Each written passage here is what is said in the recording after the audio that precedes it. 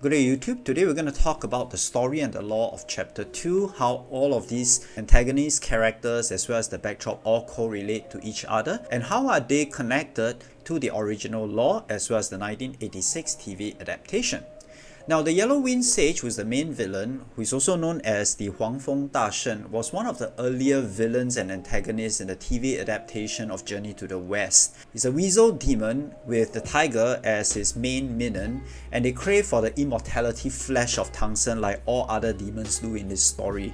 He's quite a bit of a comedy character because his main weapon includes farting yellow gas from his ass, and he do have a potent attack up his sleeve because he was able to blind Wukong during one of their earlier encounters, and our monkey friend had to once again go and seek divine help to cure his eyes as well as to find a way to neutralize and neuter the wind power of the Yellow Wind Sage. Needless to say, I find him a very forgettable villain in the original TV series, but Game Science have taken this person and given him a lot more depth and a lot more reason for us to do some research on his backstory. So chapter 2 takes place in what used to be the kingdom of Sahali. The kingdom was terrorized by a giant insect Fuban until the Huangfeng Dashen subdued Fuban, and in order to thank him, the people of Sahali began worshipping rats and weasels because the Yellow Wind Sage is a giant weasel himself. During Journey to the West, the Yellow Wind Sage was defeated by Wukong with the help of the Lingji Pusa, who is supposed to be the master of the Yellow Wind Sage. The rat then surrendered and became his pupil yet again. However, in his absence, Fuban began terrorizing the kingdom once more, causing it to fall to ruins, and the only inhabitants left are the rats. So the Yellow Wind Sage was originally kind of like a benevolent entity, and he helped the people to stop Fuban. However, he was corrupted after coming across one of the relics of Wukong and descended into madness. He cut off his master's head, used it sort of like a container for the relic power, hoping to absorb and to be able to use it for himself. He returned to the kingdom and ordered his two lieutenants, the Tiger Vanguard and the Stone Vanguard, to guard him while he tries to absorb the relic's power. He conjures giant sandstorms to prevent anyone from approaching him. Now, the Tiger Vanguard began exerting tyrannical rule over the rat inhabitants and starts to eat them. The Rat King is very displeased with this and believes that as soon as the Yellow Wind Sage finishes absorbing the relic's power, he would punish the Tiger Vanguard. As it turns out, the Tiger Vanguard is not one person, but rather a title passed from generation to generation. The original Tiger Vanguard, who is also the one that was killed in the 1986 TV adaptation, was actually the father, and then he passed the title on to one of his two sons. The current Tiger Vanguard betrayed his own brother, the Mad Tiger, and trapped him beneath a well, so he could inherit his father's title. You also get an achievement if you get to defeat all three tigers. The achievement is kind of like called the Tiger Family. The Tiger brother was trapped below the well, relies upon his Tiger Acolyte to bring him human for food. And the Tiger Acolyte does this in exchange for the Mad Tiger treating his son's cough. However, eventually there are no humans left in the kingdom of Sahali and there are only rats left. The Tiger Acolyte's son died and turned into a ghost. This is one of the summaries which I've gotten from Reddit, and the credits are all in the description below. Now, there's another input from another redditor which I found to be really useful. It dwells further into the character development of the Yellow Wind Sage himself.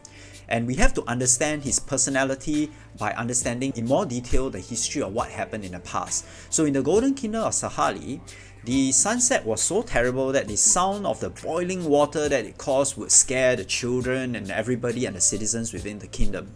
So the Buddha Lingqi granted a giant great drum, and this drum sound could counteract the sound of the boiling water, and the people reveled the Buddha as a result of this gift. So the influence of Buddhism became so great that it threatened the ruling power of the king. So the king ordered a ban on Buddhism as well as a genocide level where he will burn down temples and kill Buddhists within the country itself. This is the country of Sahali. So to punish this country, our vengeful Lingji Pusa sent his own mount, the giant insect Fuban, which is a beetle, and surprise surprise, it has the Buddha head as part of the insect's anatomy, right? So every time the drum was beaten, this giant insect would appear and kill people. So the Yellow Wind Sage, who gained sentience by stealing lamp oil in the Ling Mountain and fearing punishment, he fled to this place. And took it upon himself to protect the people and continue his own cultivation. He drove away Fuban, and this led the country to start to worship Yao Guais as well as weasels and red demons. Now this further angered the authority, the Buddhas and the Pusas, who then turned the entire population into rats. The Yellow Wind Sage, realizing he had caused the trouble, couldn't solve it, and he left. So in the eyes of the Pusa, those who do not revere Buddha or Buddhism or understand the hierarchy, as Lingji Pusa said in the end, right, must be punished. A country that stops believing in Buddha and instead worship a thieving rat, how could such a place not face destruction? So in the end animation, where the fox lived happily with the humans but is ultimately a Yao Guai by nature, the story draws a kind of comparison and relates back to what Lingji Buddha mentioned, that men and beasts, Buddha and Yao Guais have their place in the hierarchy. So the Yellow Wind Sage indeed eliminated Fuban for the people and later gave the Mountain Vanguard some assistance in order to deal with Shi Gandang, which is yet another Yao Guai that is backed by Buddha Lingji, because Shi Gandang also carries a Buddha head on his anatomy. So having helped the local Stone Yao Guai, Stone Vanguard like the Tiger Vanguard became a loyal minion to Yellow Wind Sage and became one of the bosses that you have to defeat in the game. Some of the Stone Yao Guais also later became the Mother of Stone. So later in the journey to the west, Tang Sen and Wukong clashed with Yellow Wind Sage, as I mentioned earlier, and what happened was Lingji Buddha came back into the picture as the savior, and he managed to halt Yellow Wind Sage and took him under his wing.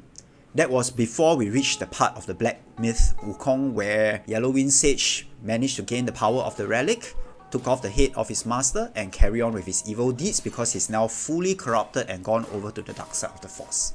So I kind of guess like in chapter 2 there are people who have been good and bad in the past. There have been people who have embraced Buddhism but have also used that name to perhaps perpetuate means that are questionable and agendas that are questionable. So there's really no black and white but rather 50 shades of grey in all the characters of chapter 2. That is at least my takeaway of the story. So do you have anything to add? Is there something that I missed in the lore or misinterpreted? A lot of thanks to the people on Reddit to whom they have posted their understanding of the lore, and which I derive a lot of my research from. I see you guys in the next video. Thank you and goodbye.